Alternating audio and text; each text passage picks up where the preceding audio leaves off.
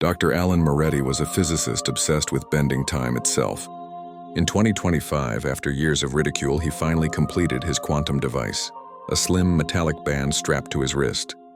It wasn't supposed to send him anywhere yet, but a power surge triggered the system. In an instant, Alan vanished from his lab. He awoke on damp earth under a sky swollen with clouds unlike any modern horizon. The air was thick, almost sweet, buzzing with insects the size of his hand. As he stumbled forward, Alan froze.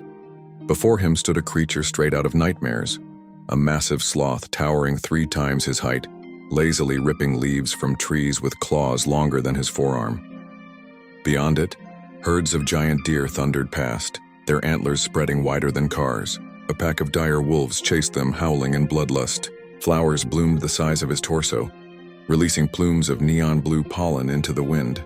Vines glowed faintly at night, curling around trees that seemed to breathe. Alan realized with a thrill and a shiver that he'd landed somewhere around 40,000 years in the past. Days turned into weeks. Hungry and injured, Alan might have died until he encountered them, a small tribe of humans. Primitive, barely clothed in hides. No spoken language, only grunts and gestures. They watched him warily at first, spears ready. But Alan, desperate, offered them food he'd foraged, awkwardly mimicking their signs. Slowly, trust grew. Among them was Ela, a young woman with tangled dark hair and curious eyes. She studied Alan, mimicked his strange gadgets, laughed at his clumsy attempts to fish. As the moon cycled, Alan taught them to make fire by friction. He showed them how to sharpen stones into arrowheads, how to boil water to avoid sickness. Together they tracked giant mastodons creeping low through golden grasses.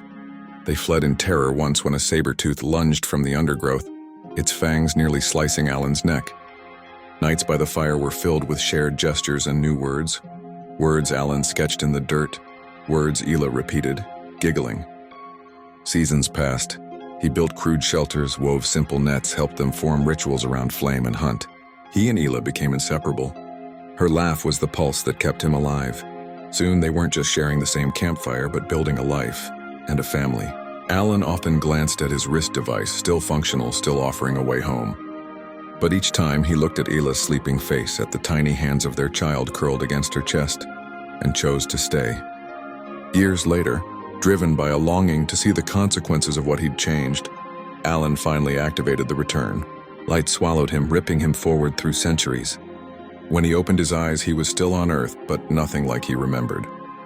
Towering organic structures, woven of living wood and stone, spiraled into the clouds. People in robes dyed with crushed flowers and bones walked pathways lit by gentle bioluminescence. Children played with small animals that seemed half-tamed, half-wild, their songs echoing ancient rhythms he once taught Ela's tribe.